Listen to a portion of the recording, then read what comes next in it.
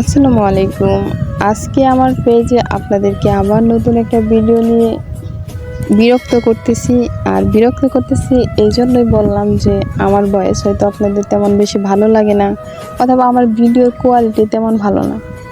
তবে এটাই সত্যি, আমার কাছে ভালো ক্যামেরার ফোন নাই সেই কারণে, এবং ভিডিও করে দেওয়ার মতো মানুষ নাই, সেজন্য মূলত এমনটা হয়। তবে আজকে আমি আমার ফ্রেন্ডদের নিয়ে চলে যাচ্ছি জয়নুল আবেদিন পার্কে। আর আমরা একটা রিক্সা নিয়েছি, শহরের দিক থেকে পার্কের দিকে যাচ্ছে। আর রিক্সাটা বেশ ভালো ছিল, অনেক ভালো ফিল করতেছিলাম, কারণ ওয়েদারটাও অনেক ভালো ছিল।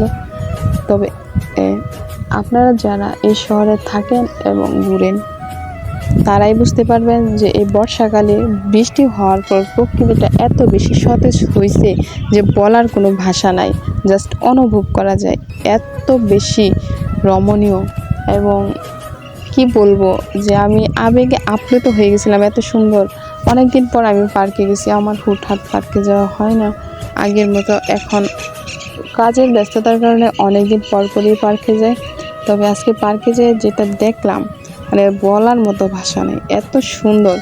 কিন্তু আমার বন্ধু সে লাইভ করতেছিল ওর ইউটিউব চ্যানেলে, আর তাই বিরক্ত না করে আমি আমার মতো হাঁটতেছি এবং ও ওর মতো।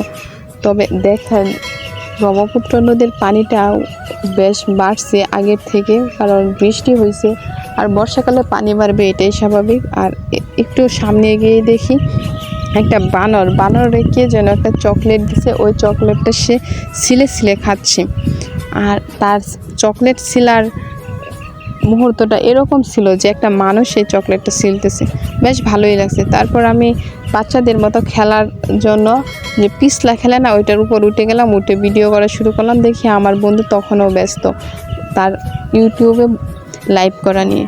আর বেশ ভালোই লাগতেছিল, তাই আমি পা ঝুলিয়ে ভিডিওটা এখানেই শেষ করে দিলাম।